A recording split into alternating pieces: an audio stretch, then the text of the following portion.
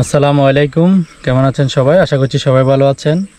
আজকে এমন জায়গায় আসছি, 2 নং দাঁতমারা ইউনিয়ন। এখানে আসলে গ্রামের নামটা আমি জানি না, মুরব্বি চা বাগান না, এটা হচ্ছে যে আপনার দাঁতমারা চা বাগান, এনাম সাহেবের বাগান। তো এখানে এসে আরেকটা সৌন্দর্য উপভোগ করতেছি, যেটা হচ্ছে যে আপনার সবজি প্রাকৃতিক যেটা বলা হয় খেতি। আপনার কাকরোল বলেন, কচু বলেন, একদম কেয়ার বলেন, সব কিছু দেখেন আপনারা। তো আমি কুরবান আলীকে অনুরোধ করব, দেখান। এই যে দেখেন, এগুলা হচ্ছে যে আপনার কেয়ার সব কিছু। তো আমরা আজকে আজকে আসলে এই সৌন্দর্যটা উপভোগ করার জন্য এখানে আসছি। কেয়ার, এগুলা কেয়ার, এদিকে আসো। এটা হচ্ছে যে কেয়ার, দেখেন। আসলে এটা বলতে গেলে আপনার এখানে প্রায় 5-6 খানির মতন এই কেয়ার বাগানে আছে, না? 5-6 খানির মতন। আরও আছে কাকরোল বাগান, তারপর কচু, আরও বিভিন্ন রকমের আদা ক্ষেত সবকিছু আছে। নাও, এটা নাও। আচ্ছা আঙ্কেল, আমি একটা আপনাকে একটু কথা জিজ্ঞেস করবো। এটা এইখানে যে আপনারা যে ক্ষেতগুলো করতেছেন, এটা পানি দেওয়ার আপনারা কি ব্যবস্থা করছেন? না, পানি কোনো ব্যবস্থা নেই, উপর থেকে যেটাই আল্লাহ যা দিব তাই দেন। হ্যাঁ, তার উপরে তো এত সৌন্দর্য অনেক টাকা, এটা তো অনেক টাকা বেচা হয়ে গেছে, নসিবের উপরে ডিপেন্ড আর কি মনে হয়। আঙ্কেল, আপনি এই সবজি বাগান করে কতটুকু সাফল্য? এবং ওর অনেক অনেক আমি অনেক করিলেছি। তো বিল্ডিং একটা করতে আছি, 3 তলা ফাউন্ডেশন করি, অনেক টাকা দেবো, মানে 1 কোটি টাকার উপরে দেবো এই সবজি করি।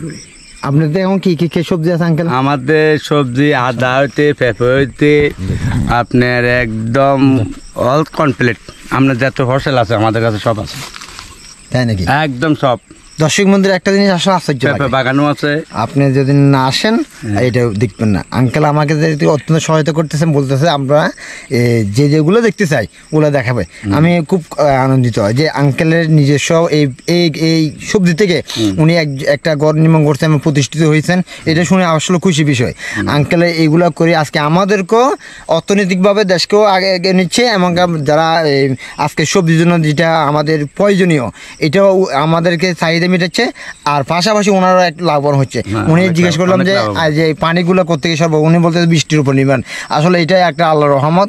আঙ্কেলকে বলবো, আঙ্কেল এই পর্যায়ে আপনার কতগুলো এই পর্যন্ত বিক্রি হয়েছে? মানে আমার এখানে 6 লাখের মতন গেছে ভাই, ইনশাল্লাহ। এবারে 6 লাখ গেছে করতে পারে না। আর এখানে 30-35 লক্ষ বেচা কিনা আর নামিব। দর্শক শুনছেন, আসলে খুব খুশি লাগছে আমার। আমি একজন ছোটোখাটো কৃষি, প্রায় সময় আপনারা দেখাই। আমি এগুলো দেখার জন্য, এগুলো থেকে শেখার জন্য আসছি। এখানে অনেক কিছু শেখার আছে। এগুলা কিভাবে করে না করে এগুলো আমি আপডেট আরেকটা নিউজও করবো।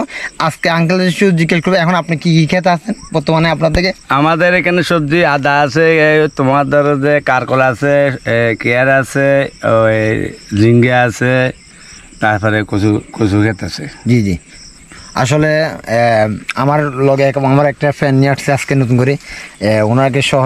আমি এগুলা আরেকবার আরেকবার না, কয়েকবার আসবো আমি এগুলো জায়গাগুলো দেখতে। আমার খুব ভালো লাগে।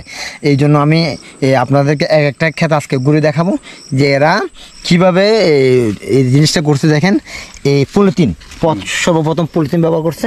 পলিথিনের উপর চারাগুলো রোপণ করছে, যেহেতু পোঁচা, এবং যেটা পোঁচা বলা হয় আমাদের, ওইটা আঘাত না করার জন্য, বালু স্প্রে না করার জন্য। আমি এটা হচ্ছে যে ক্ষেতের লক্ষণ।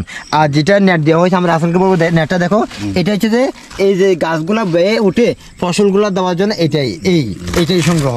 আপনারা দেখবেন আসলে এইগুলো ফসল আসলে খুব সৌন্দর্য বিষয়। দর্শকবৃন্দ, আপনারাও আসতে পারবেন, কোনো সমস্যা নাই। এখানে আসে এগুলো দেখবেন। এই পাশাপাশি আঙ্কেল আরেকটা কাজ করতে, ভেন্ডি। আসলে ভেন্ডি দেখেন, লাউ আছে, হ্যাঁ লাউ আছে, ভেন্ডি আছে। আমি লাউ খেতে নিয়ে যাব। এখন আমি আজকের জন্য কেয়ার খেতে এবং কচু খেতে সমাপ্তি করতেছি।